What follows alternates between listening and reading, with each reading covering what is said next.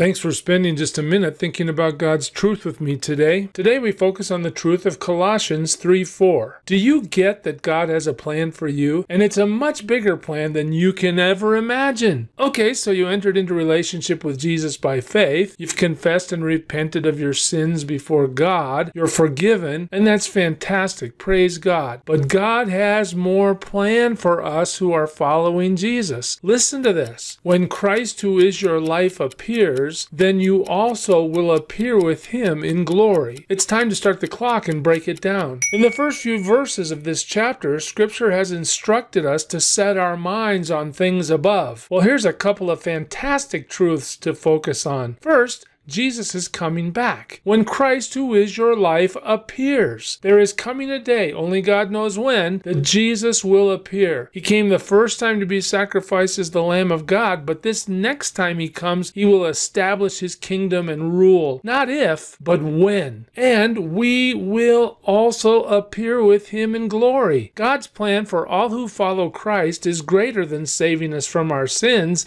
I mean, that's fantastic, but he wants us to be with him. Isn't that exactly what Jesus promised in John 14? If I go and prepare a place for you, I will come again and will take you to myself, that where I am, you may be also. Are you in Christ? If you are, set your mind, set your heart on the facts that Jesus will return, and you, forgiven believer, will appear with the one who is your life in his glory. Can this world really throw anything at you to diminish such a wonderful promise? Never. Your thoughts and comments are welcome below. Please remember to share this lesson with a friend, and think about this today. Jesus is coming again, and he is going to bring us with him in his glory. So be encouraged and smile. Serve him well today. God bless you.